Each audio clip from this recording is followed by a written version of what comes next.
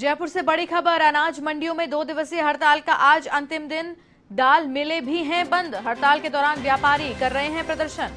राजस्थान खाद्य पदार्थ व्यापार संघ ने की है हड़ताल की घोषणा। अध्यक्ष बाबूलाल गुप्ता के नेतृत्व में हो रहा है प्रदर्शन। दाल दलहन पर स्टॉक लिमिट के विरोध में हड़ताल। देश भर में किया जा रहा है सरकारी आदेशों का विरोध। हड़ताल से प्रदेश में 1700 करोड़ का कारोबार हुआ प्रभावित। सरकार को नहीं मिला 60 करोड़ का राजस्व।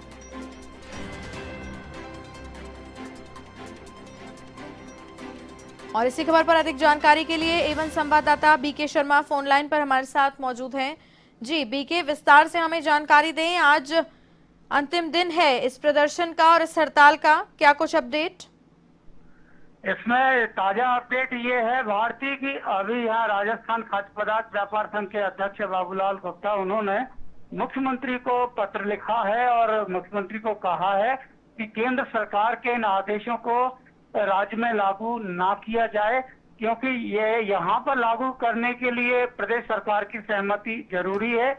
देश में कई राज्यों में ऐसा हुआ भी है कि केंद्र सरकार ने जब इस तरह के कोई आदेश दिए हैं तो राज्य सरकारों ने उनको अपने यहाँ पर मान्यता नहीं दी और उनका प्रभाव उन राज्यों में नहीं हुआ। तो अब ये मुख्यमंत्री से गुजारिश की गई है व्यापारियों की ओर से कि राजस्थान में भी स्टॉक लिमिट नहीं लगाई जाए, क्योंकि राजस्थान दाल और दलहन का बहुत बड़ा उत्पादक प्रदेश है। अगर लिमिट लगा दी तो यहाँ जो जमा स्टॉक है वो दूसरे राज्यों में और दूसरी जगह चला जाएगा और उसके बाद में उसे महंगे दामों में वापस से खरीदना पड़ेगा। ये व्यापारियों की मांग है और इस पर देखते हैं कि राज्य सरकार, मुख्यमंत्री क्या फैसला लेते हैं। ये आगे नजर रहेगी इस मुद्दे पे। फिलहाल दूसरा दिन है और दूसरा दिन में भी जिस तरह, क्योंकि यहाँ 247 मंडियां हैं प्रदेश में, तो उनमें एक दिन का कारोबार औसतन लगभग 1700 करोड़ का माना जाता है और मंडी शुल्क के तौर पर करीब 60 करोड़ रुपए सरकार को राजस्व मिलते हैं जी। क्योंकि कल की हड़ताल से ये कारोबार नहीं हुआ तो ये 1700 करोड़ का कारोबार नहीं होने से सरकार को भी ये राजस्व नहीं मिला। इसी तरह से आज भी लगभग इतना ही कारोबार प्रभावित रहेगा और इस बाद फिर व्यापारियों की एक बार फिर से मीटिंग होगी और मीटिंग होने के बाद में वो आगे के आंदोलन की रणनीति तय करेंगे और इसके साथ ही उस आंदोलन की रणनीति के बीच में ये देखा जाएगा कि राज्य सरकार का उनके इस मुद्दे पर क्या रुख रहता है। ये सब बातें उस में मीटिंग में तय होंगी और इसलिए अब इनकी होने वाली जो मीटिंग है आज की हड़ताल के बाद व्यापारियों की, उसके ऊपर हमारी भी नजर रहेगी भारती जी। अभी के लेकिन ये भी बताएं कि कल एक पहला दिन था, कल दाल मिलें बंद रही, हड़ताल रही, प्रदर्शन रहे, तो क्या अभी तक किसी वार्ता की खबर सामने आई है? क्या कोई बातचीत का रास्ता निकाला गया हो या किसी संबंधित मंत्री को ये जिम्मा सौंपा गया हो कि कोई सोल्यूशन निकाला जाए? देखिए, यहाँ ये केंद्र सरकार का मामला है तो केंद्र सरकार की ओर से अभी कोई ऐसा कोई प्रस्ताव नहीं है वार्ता का। और ये केवल राजस्थान ही नहीं, राजस्थान के साथ साथ जो दूसरे प्रदेश हैं उनमें भी व्यापारी ये आंदोलन कर रहे हैं, विरोध कर रहे हैं सरकार के आदेशों का।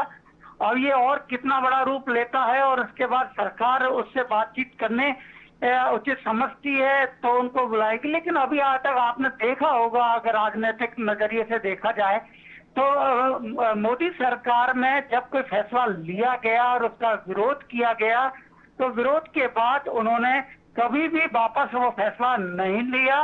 विरोध करते हैं तो बातचीत जरूर करते हैं लेकिन इसमें सरकार अपने फैसले नहीं बदलती। आप किसान आंदोलन ये एक बड़ा इसका उदाहरण है जिसको आप समझ सकते हैं जी कि किसान आंदोलन के बावजूद, इतना बड़ा देशव्यापी आंदोलन के बावजूद मोदी सरकार ने कृषि कानूनों को वापस नहीं लिया। ऐसा कुछ लगता नहीं। ये जरूर है कि अगर और ज्यादा बड़ा आंदोलन होता है तो कुछ संशोधन इन आंदोलन में हो सकते हैं जी। अब नजर ये है कि राज्य सरकार क्या करती है इस फैसले पर। ये महत्वपूर्ण है कि राज्य सरकार अपने प्रदेश में ये आदेशों को लागू होने देती है या नहीं भारतीय जी। और एक और जानकारी मैं चाहूंगी कि आप हमारे दर्शकों को बताएं कि इस आंदोलन के और इस आंदोलन के बाद जो आउटकम है वो कितने भयावह हो सकते हैं, क्योंकि जाहिर सी बात है इससे कीमतें बढ़ जाएंगी दालों की। देखिए, सरकार ने ये फैसला लिया है वो कीमतें कम करने के लिए, क्योंकि ये माना जाता है कि कीमतें बढ़ती है तो व्यापारी लोग अपने यहाँ गोदामों में उन दलहन को और उस माल को जमा जी। कर लेते हैं और फिर उसकी कीमत बढ़ाने देते हैं। जब कीमतें बढ़ती जाती हैं फिर धीरे धीरे उस माल को बढ़ी हुई कीमतों में निकालते। एक सामान्य सा ये एक धारणा है और इसी के आधार पर सरकार फिर स्टॉक की लिमिट लगा देती है कि कोई भी अपने यहाँ अपने गोदाम में कोई भी मिल मालिक, व्यापारी, थोक व्यापारी एक निश्चित सीमा से ज्यादा अपने यहाँ लिमिट निश्चित सीमा से ज्यादा माल नहीं रख सकता। दाल दलहन और कई बार तिलहन वगैरह और दूसरी चीजों पर भी लगाए जाते हैं ये। जी। तो एक सामान्य प्रक्रिया सरकार की, लेकिन इसका क्या है कि जिन राज्यों में जहाँ ज्यादा पैदा होती है, जैसे राजस्थान में दलहन बहुत ज्यादा पैदा होता है, तो ये 2000 की जो लिमिट है ये एक सामान्य है। और जो मिल चलाते हैं कि 600 से ज्यादा दाल की मिलें राजस्थान में हैं, उनको आप ये समझिए कि फसल तो साल में एक बार आती है लेकिन मिलें साल भर चलती हैं, उनको रॉ मटेरियल की जरूरत साल भर रहती है। जी। तो उनको ये माल ज्यादा रखना पड़ता है, लगभग 3 महीने पहले का माल उनको रखना पड़ता है, कच्चा माल, जिससे वो मिल आगे अपनी बुकिंग करती है माल की। तो उनको ये लग रहा है कि अभी अगर ये स्टॉक लिमिट लगाई और उन्होंने अपने पास जो जमा जो दलहन है उसको निकाल दिया औने पौने दामों में, तो लेकिन मिल चलाने के लिए उन्हें वापस से महंगे दामों में दूसरी जगह जहां जहां बेचा है वहां से खरीदना पड़ेगा। तो इससे कीमतें फिर से बढ़ेंगी। तो ये कोई कम करने का सरकार का जो कोशिश है कीमतें कम करने की, वो सफल नहीं हो सकती, ऐसा व्यापारियों का मानना है। जी। जी, बीके, तमाम जानकारी के लिए आपका बहुत बहुत धन्यवाद।